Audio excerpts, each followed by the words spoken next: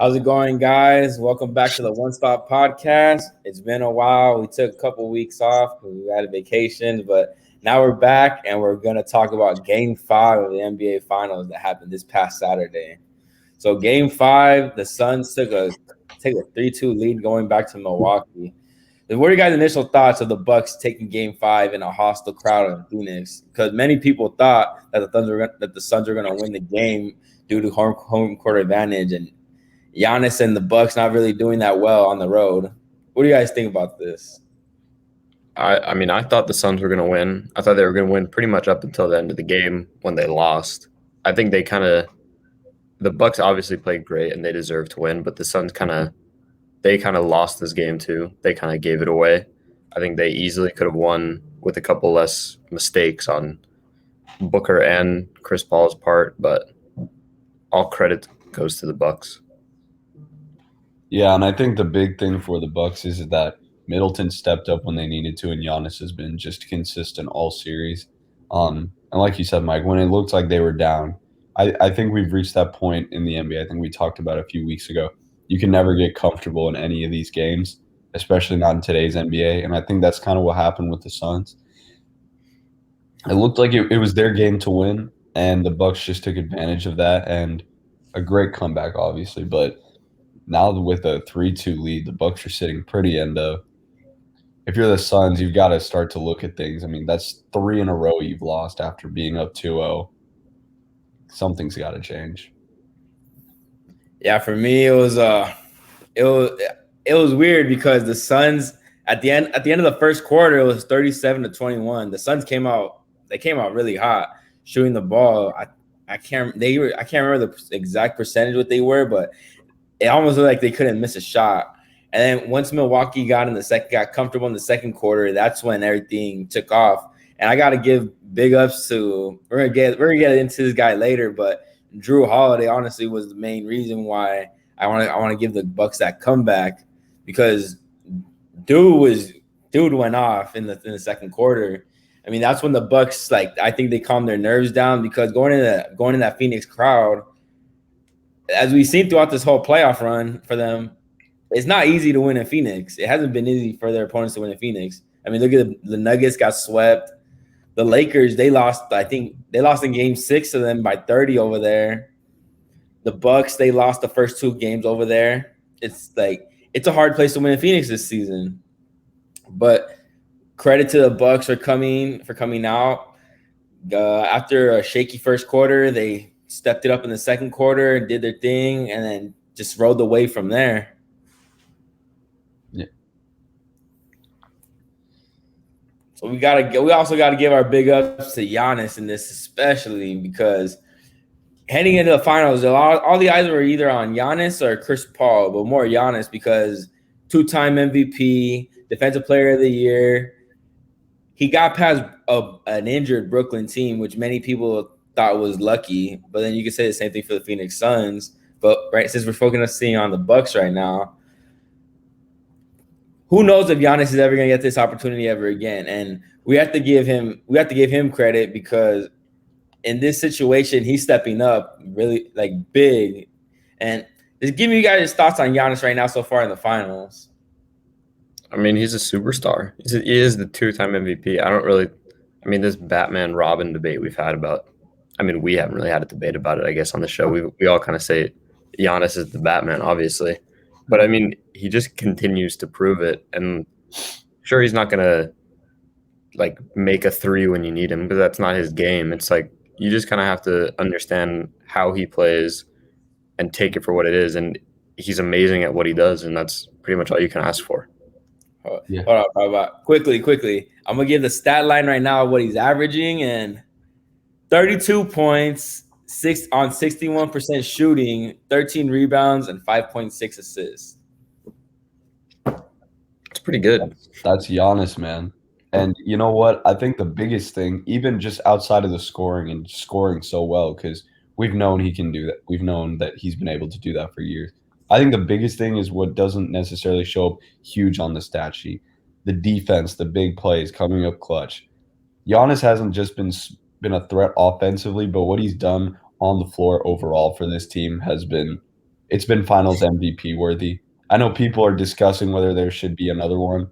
I think it's Giannis, and I don't think that should even be a question. He's been their best player. He's been their most consistent, and he's won them games when they've needed it. I mean, his last game, he had one of the best plays in Finals history with that lob from Holliday, and then a few games back, he had the block on Ayton. So I mean, he's just showing up at every single point he needs to be. And for everyone that was doubting him, saying that he can't perform, I think this final series has been the ultimatum for them. I mean, what do you say now about the two-time MVP? He's been there every single moment. He's been there when you've needed him, and he's looked like a top 5 player. And I totally agree with you. And me personally, I have to say that I was wrong about Giannis. I mean, before I used to give a lot of negativity towards him because coming with the 2-time MVP and the Defensive Player of the Year, there's that certain expectation that you have. And before this playoff run, Giannis's resume in the playoff would always like flame out, or he couldn't get past so and so, and teams would like it was building that wall, and he couldn't get through that wall. So with this playoff run, especially right now, the way he's playing, I mean, big ups to him. Like my favorite thing, especially what I'm seeing from him, is that he's being aggressive, but like Jeff Van Gundy said during one of the games, it's timely aggressiveness. It's knowing to when to be aggressive. It's knowing when to pick and choose your spots. And game 5, you know what surprised me a lot? He got that mid-range going. He had the mid-range pull-up going. He had the little dribble move, the between the legs, crossover, pull-up, step back. He's bringing Ayton out to the field with him instead of staying in the paint. That's opening up for shooters around. And then also it's opening up the lane for him to drive in. And another thing that I've been loving from Giannis is he's making his free throws. Before, how many of us said, like, oh, Giannis isn't going to make a free throw, he's going to clank it. But now, like he's making them. He's taking and making them. Whether they want to foul him or not, he's not making a high percentage, but he's making a respectable mark where, oh, man, if he goes 1 for 2, I mean, I'm okay with 1 for 2, 50%. If you go I think he's shooting at least like around high 60s for the series. But glad to see Giannis performing well. Me personally, I don't know. I would not. He is the Finals MVP for sure, especially after those 2 iconic plays: the block, the dunk. Mm-hmm. Giannis Antetokounmpo has now arrived. The Greek Freak has now arrived. Yeah, 100%. Jrue Holliday, though, I mentioned it earlier. Career night. What are you guys' initial thoughts on Jrue Holliday so far? He finally stepped up.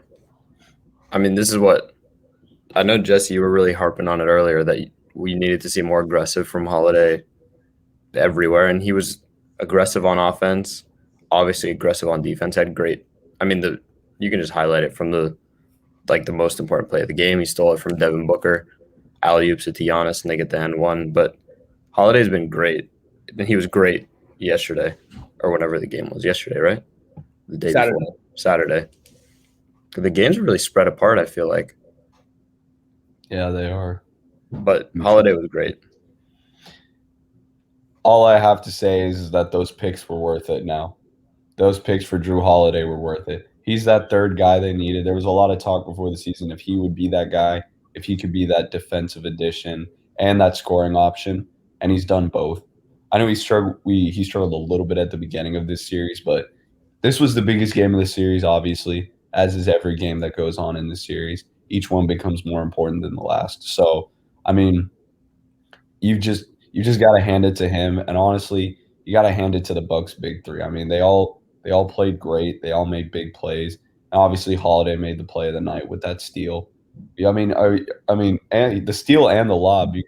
I don't know what's more impressive, the dunk or the pass to get there, and the steal to put them in that position. But I mean, credit to them and credit to Holliday especially, because I think that talk about whether Milwaukee gave up too much is finally put to rest. I mean, they're one win away from their first championship since Kareem, and so it's a lot to think about. You got one win away, so Holiday's been that guy. I think the picks were, like I said, I'm going to say it again. The picks were worth it. He's been a stud. And I think the most impressive thing is you look at these guys, most people wouldn't call this like a super big three. Like, you have your big ones, obviously, like in Brooklyn, and then you got some other guys across the league. But then, Giannis and Middleton, two all-stars. I don't think Jrue Holiday's ever been an all-star, but Once. Oh, once. Okay. So once. So you don't look at these guys and think like, yeah, this is one of the best big threes in the league, but they've been playing like both ends of the floor. They all look great. Gotta hand it to them. Yeah. Harping on what you're saying about the whole big three. Name wise, they're not the biggest name like out there. But fit wise together, what more can you ask? 100%. And again, just like I did with Giannis, I gotta give my props to Jrue Holiday and say I was wrong. Because you guys have been hearing me harp on Holiday, giving him like a lot of hard times because he hasn't been producing as much as we want him to do on the offensive end, and that could be from having to guard the opponent's best perimeter player in the entire game, especially full court. So that can get you tired, and if you gotta put all your energy in defense and be not lackadaisical on offense, but more passive. If you have to be more passive on offense, then so be it. If it results in wins, then it results in wins. But I made a tweet mid-game, first quarter, saying Jrue Holiday has been a disappointment for the Bucks these finals. And you jinxed him.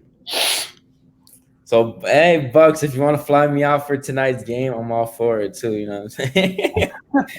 But I got a lot of bots and a lot of burner accounts get on me about that whole tweet. That's what Twitter does, man. It's a scary place. So yeah, and I owned up to it. Jrue Holiday stepped it up big. It was that second quarter for me. I think he went 6 for 7. He just made like 4 or 5 shots in a row, and that's honestly what led the comeback. That was honestly the comeback that got them going. That had the gears grinding. The run started right there. Dude finished with 27 points, 13 assists, 4 rebounds, 42 points on 12 of 20 shooting.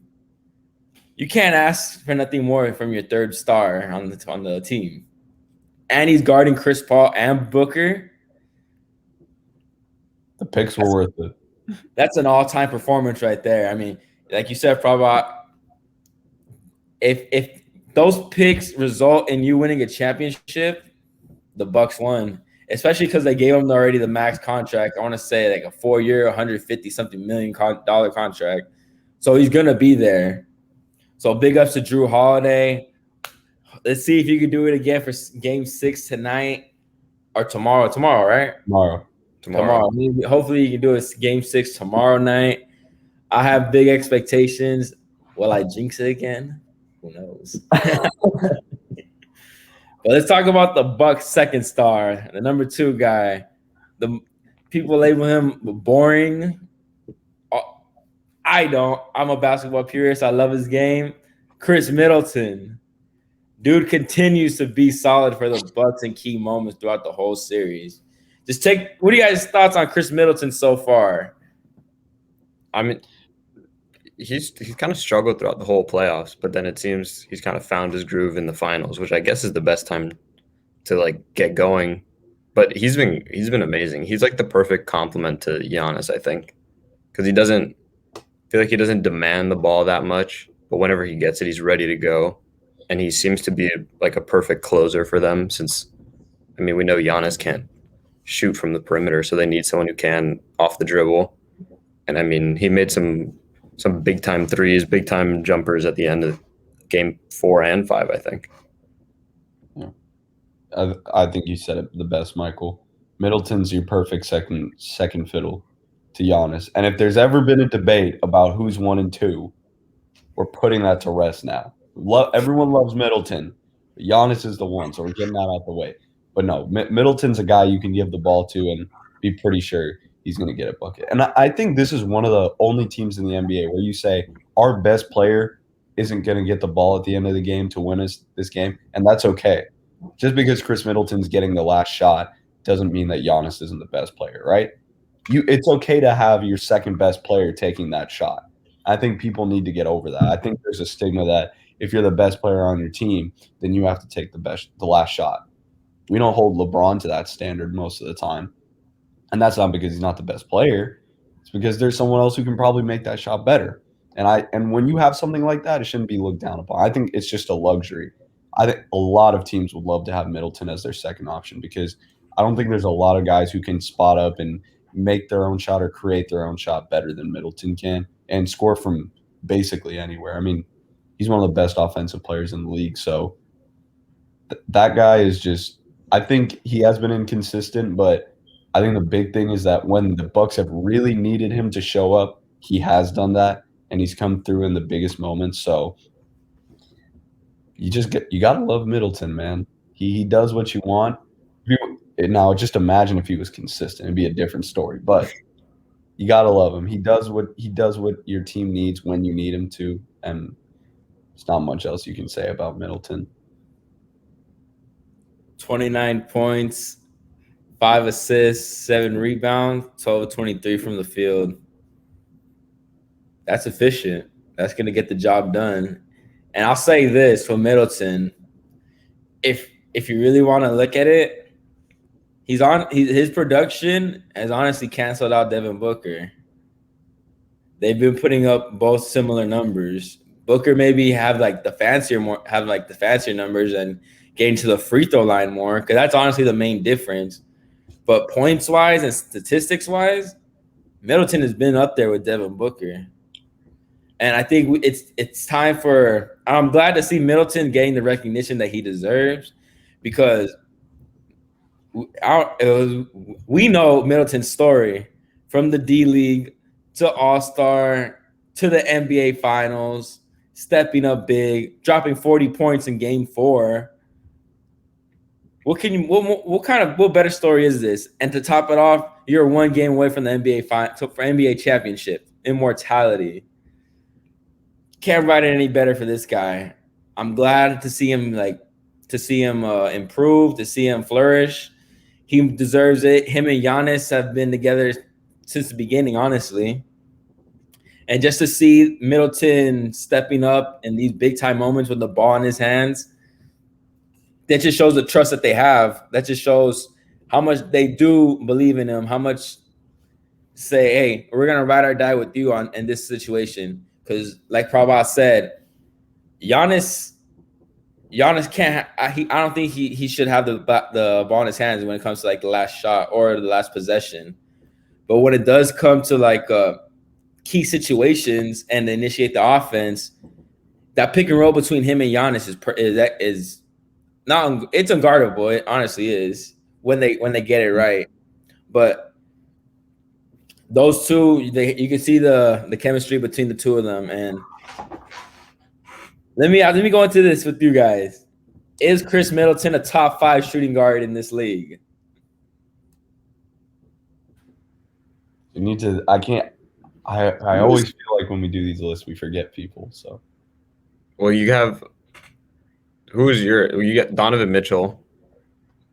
Mm-hmm. Devin Booker's ahead of him, I guess. Mm-hmm. Jason Tatum shooting guard or small forward? Shooting guards. Brown is a small forward. We just throw Beal. Jimmy Butler. I gotta put him above Beal. Really? I gotta put him above Beal, dude. Okay. Well, Jimmy Butler, shooting guard or small forward? Shooting guard. He's ahead of him, I think. I don't know. I think there's there could be a discussion for Middleton to be in the top 5. Yeah, there's an argument for sure. Especially in the playoff run, especially stepping up in the finals. Because what we did with Jimmy Butler last finals, when we dubbed him in the top 5, we dubbed him like a top 10 player after what he did against the Lakers in the finals. And I understand situation wise it's different from what Middleton's doing, but Khris is no slouch either. Yeah. He's been stepping up big when his team needed it the most as well, just like Jimmy did. I think he might be just out of top 5 because we forgot to say James Harden. James Harden's got to be in there. Oh, yeah. Unless y'all are counting him as a point guard this season. I would say Kyrie's a shooting guard. I mean, Kyrie. But either of them. One of Kyrie above him, man. They're both above him. Yeah. I don't know. I think he's 5 or 6. He's up there. He's up there. Yeah. He's top 10 for sure. Then he's top 10. No question, man. Before we go to the Sun side of it, another name, 2 names for the Bucks have also been stepping up. Bobby Portis. Energy. What are you guys' thoughts on Bobby Portis real quick? I mean, he's like the energy guy. Like Prabhat said, he's like a perfect. I mean, we keep saying they're perfect fits, but like the Bucks team is pretty perfectly made, like the Suns team is too. But Bobby Portis is like a perfect guy for when Giannis comes out, or to play with Giannis, to just like give him a spark for like 3 minutes. And then, I mean, he's not going to be your star, but that's not what he's there for. He's a role player, and he's just perfect for them. Mike, I don't know if you remember seeing Bobby back in Chicago, but he's come a long way. I remember him punching Nikola Mirotic, and then Mirotic leaving the team. Yeah, I mean, he's come a long way since his days in Chicago. He's become a much better player. He's developed a shot. He can take some guys off the dribble too. I mean, he's got some speed. So, Bobby Portis, I think, has been a really nice addition for the Bucks. I think he's been providing some really valuable minutes, and got to be happy for him. I mean, he's a contributing player on a championship roster. He's playing valuable minutes, so got to hand it to that guy. And he's no slouch on defense either. He can definitely pick up a guy, make a stop when you have to. So credit to him stepping up and playing in the moment. I think this was the number one adjustment that Budenholzer made that's paying off. Because the first 2 games, we didn't see Bobby Portis. If you guys remember, I was harping on that. Like, why isn't Bobby Portis playing? Because those 2 games when Giannis didn't play, Bobby Portis stepped up big time. I think he had like 20 points in one of the Eastern Conference games against the Hawks. Mm-hmm. Nothing but energy, and that's like you said, probably Mike. That's what he is. He's energy, and I'm gonna compare him not game wise because they're totally opposite, but to me, he's like an Alex Caruso, like he is what Alex Caruso is to the Lakers. He'll get you that energy. He'll lay his body on the line. He'll make those plays that build those momentum plays. He'll get the crowd going. He'll get his teammates going. He'll get that and one. He'll make that 3. He'll get that offensive rebound, especially put back. Like one more, he's a hustle guy. Like what more can you ask? And I think every team who has one of those, they'll always have a great chance at winning a game. Absolutely. And the other Bucks player I want to speak on, who I also was down on, Pat Connaughton. He stepped up, but he definitely deserved some slander for how he played earlier. But he stepped up, and he's kind of just done what he should be doing, just scoring and rebounding a couple times, which is all you can ask from him. Oh yeah, no, I remember we didn't record, but in our chat I said the night before we didn't end up recording, but I said I'm going off on Pat Connaughton tomorrow. I didn't get the chance, but Pat Connaughton was making me mad early in the season. I was not happy with him. I was like, Bud, get him off the floor for a minute, man. But no, he stepped up. I think one of his teammates actually was talking about him after. I can't remember if it was Middleton or Holliday, but one of them, they were talking about how important he is to that team. I'm still not the highest on him, honestly. I think he's a little bit overrated, but he can shoot.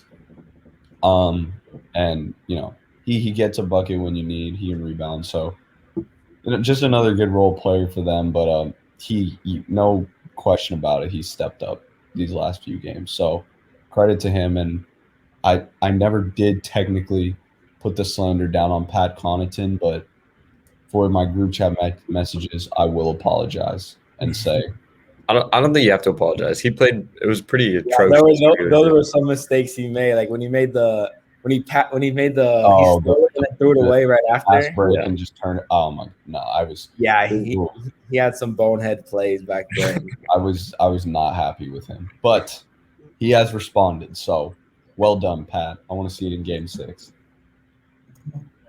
Yep. I mean, Pat 4 for 6 from the 3-point line. He's basically out there just to play defense and make threes, and he's been doing that. But one thing, just like Bobby Portis, he's a hustle guy, and I think like I said, the more hustle guys you have out there that are willing to lay their body on the line just for the team's success, the higher chance you are going to win. And what I mean by hustle plays is his rebounding.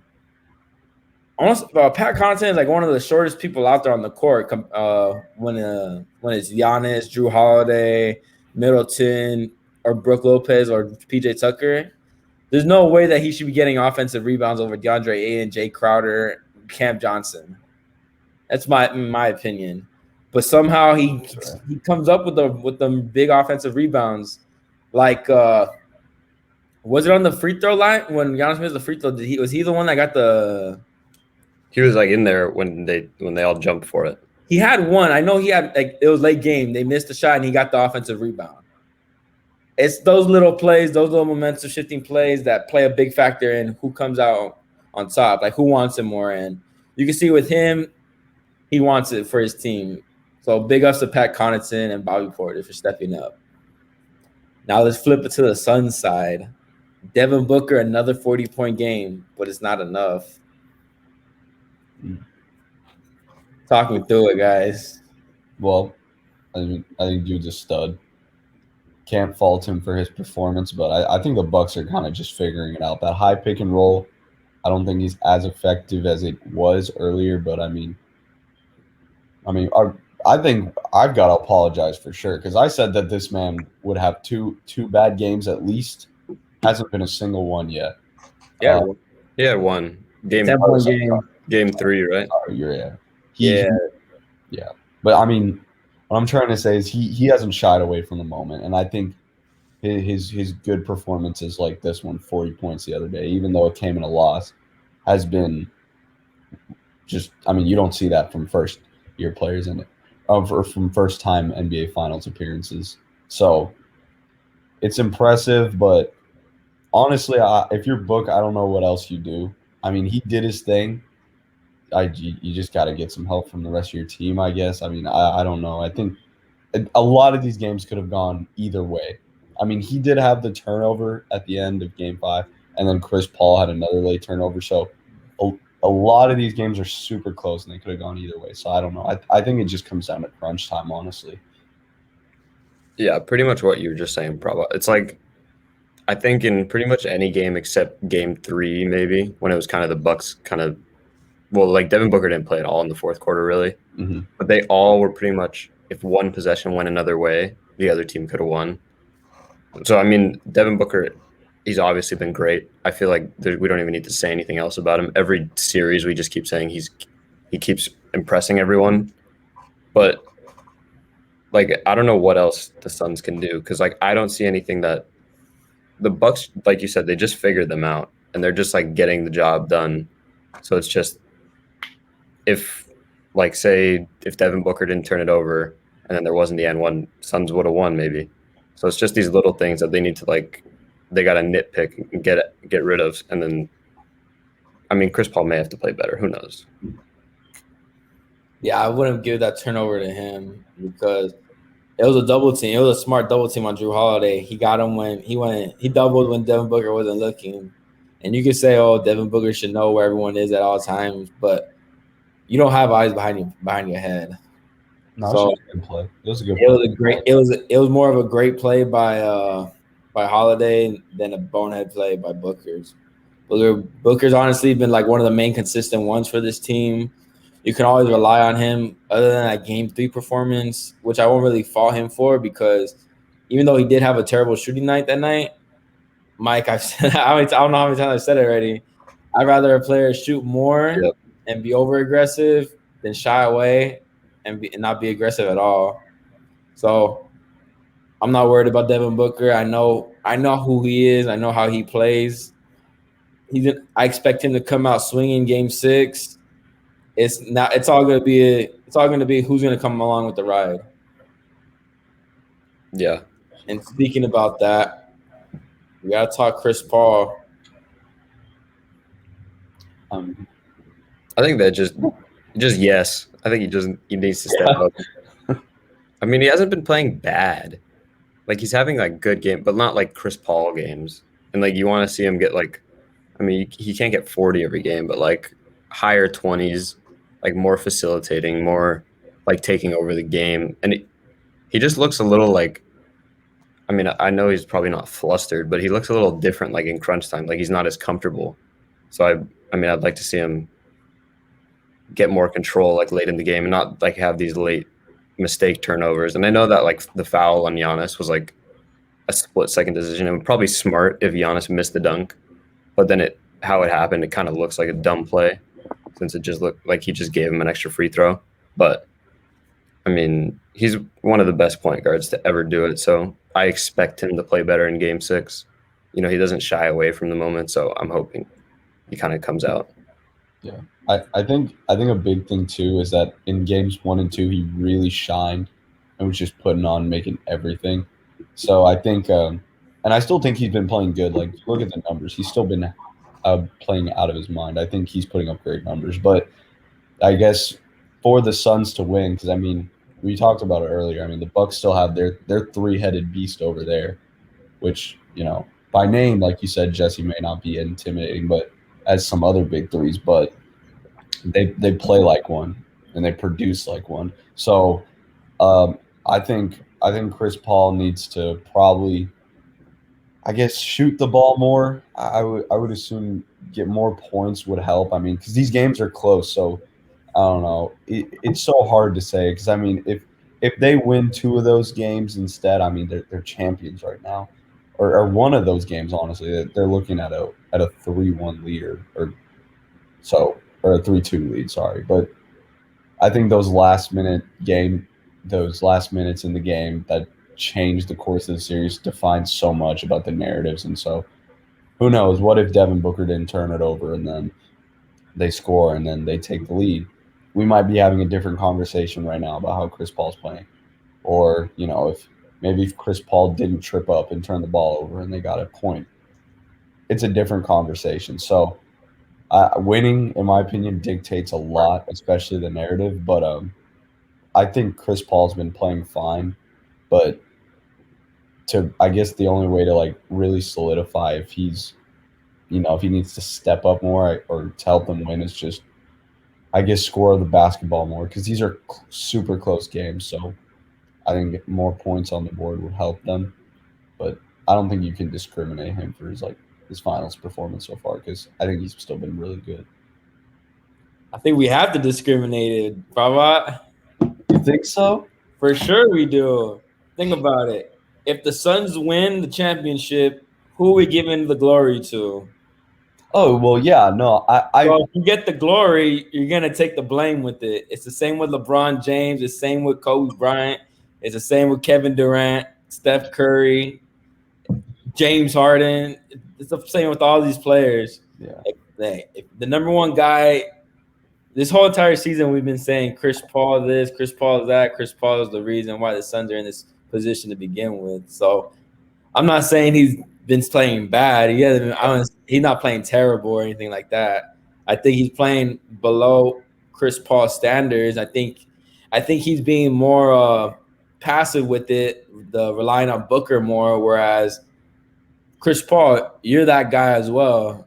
just because Booker's younger and he's up and coming doesn't mean you should shy away as well. So, Chris Paul, I need a high 20s game from you. I need a 20, we'll say 28, 9, 3 steals.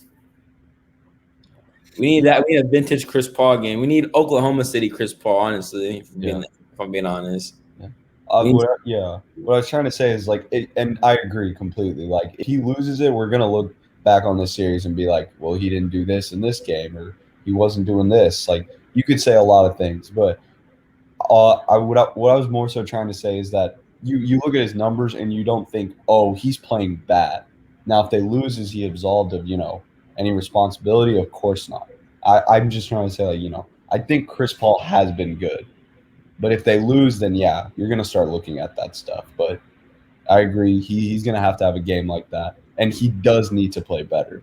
I agree. He's been playing good, but he needs to do more if they're going to be expected to win. So that, yeah, I do have to agree with you, Jesse. Yeah, we need to see superstar Chris Paul. We need vintage CP3 because Booker chucking up 33 shots. And again, I'm not worried about that at all. But 15 attempts only, Chris. Like, I need you to shoot 20. I need you to shoot 20 times. So 3-3 from the 3-point. I mean, his 3 ball's been wet this entire playoff. So I need to see you shoot more threes as well. Like, let's 11 assists. I'm not worried about that. 2 rebounds. I'm not worried about that. It's just if the Suns lose this, the number one takeaway I'm gonna remember from Chris Paul is that foul on Giannis. Yeah. And the alley-oop. That's the number one thing I'm gonna take away from that game, from this series.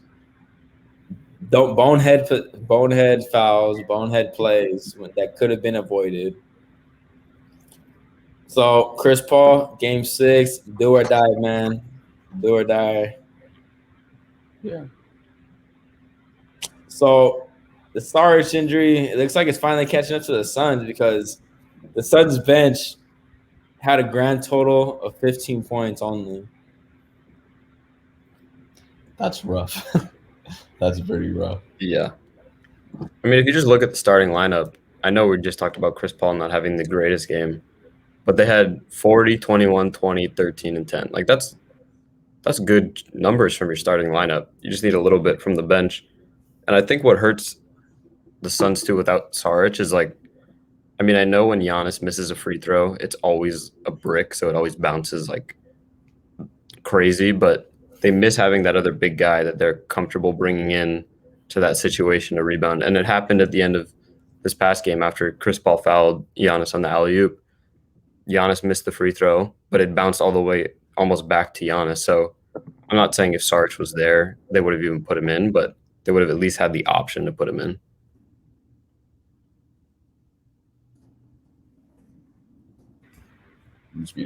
I think we talked about it a lot, but we've talked about it before. It just goes back to depth. I mean, I don't think even like just the name, like Dario Saric is no pushover. I mean, he's a great player, but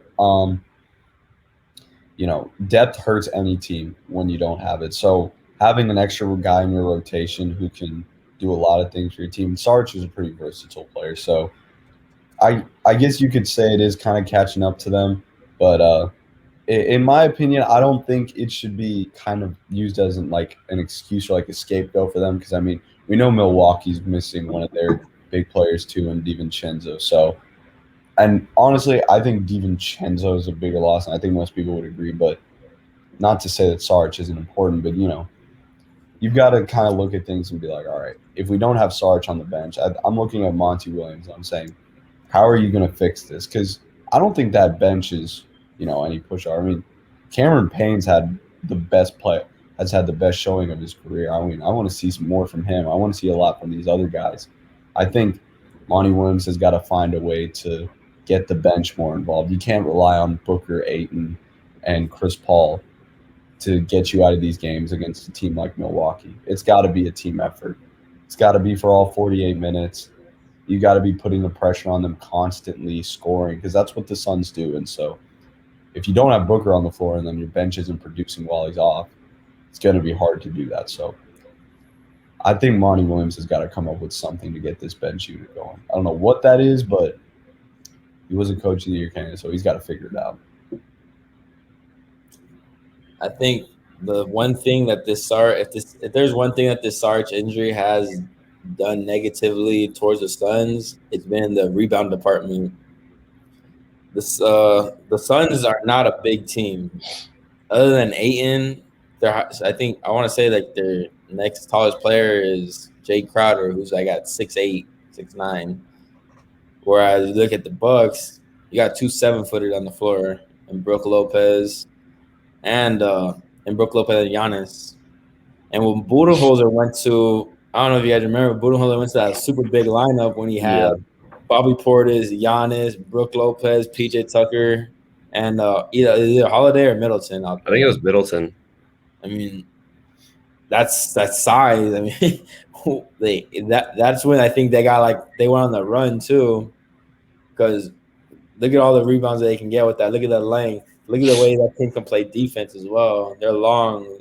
Other than Brook Lopez, all of them are good on their feet. They can all move efficiently and stuff like that, side to side, horizontally, vertically. So Budenholzer, where we've been critical on Budenholzer with adjustments, he's been coming up big with adjustments in these finals. So we got to give credit to that. And I think the Saric injury is honestly finally catching up to them in the fact that rebounding, defense, because Cameron Johnson is not guarding one of those 7-footers. I'm sorry. Jay Crowder, yes, he can. DeAndre Ayton, yes, he can. But Cameron Johnson, no. That's why whenever Cameron Johnson is on Giannis, they tend to go to that post up on him because Cam Johnson's not strong enough to stay in front of Giannis. So I gotta say, it is catching up to them, honestly. And like you said, Pravat, the DiVincenzo injury was a big blow to the Bucks. But I think since it happened so early in the playoffs, they've been able to adjust around it. Whereas the Suns they've only had it since game 1, and I think they didn't get lucky because they dominated those first 2 games. But I think now that the Bucks have figured them out, it's not looking too well. And we're gonna go with our last topic of the day. Which big three do you trust more for Game 6, the Suns or the Bucks? Probably I'll let you go first. This is all right. So this is interesting because I'm gonna go one way, but it's not gonna exactly line up with my answer for my game prediction. So personally, I trust the Bucks' big three more. And that's not because I don't think Booker and Ayton are phenomenal players. I've always been high on Ayton. When I was in Phoenix for college, I got to see those guys, and I always thought Ayton was a guy who got, too much hate, too much slander. And I think his development this year, especially, and now he's getting that recognition in the playoffs, is amazing. But they're young. They've been younger. This is both of their first time in the playoffs, and they haven't shied away from the moment. But Giannis has been here, and Middleton has been here, and not in the finals, but they've been in the playoffs, and they've gone deep in the playoffs. And I think that helps. I think that experience does help you.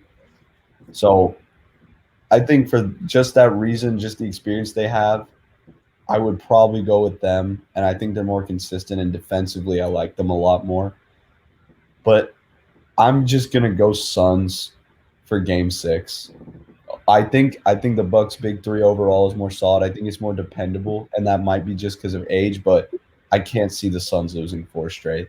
The last time that happened, it was against my team, and the difference here is that finals was rigged. So, I mean, I can't see them losing 4 straight. I think the Suns are way too good of a team. You've got to think that Monty Williams and Chris Paul and those guys are going to be in that locker room saying, we have to get something done. And I would honestly be shocked if they lost, honestly. I think this series has to go to 7 at this point. I think the Suns are going to pull off an upset in Milwaukee. And if it gets to 7, then I am taking the Bucks because And I think that's where my answer for where my big three is. I think in that situation, I trust them. But for game 6 specifically, I'll just go Phoenix because I don't think they'll lose 4 straight. Fair enough. For who I trust more, I'm gonna go with the Suns' big three, just because I don't think any of us would be surprised if Jrue Holiday dropped like 4 points in Game 6, or like if Khris Middleton went like 3 for 18. Like it wouldn't. I mean, it would be disappointing, and you don't want that to happen. But I wouldn't be shocked because it's what happened throughout the whole playoffs.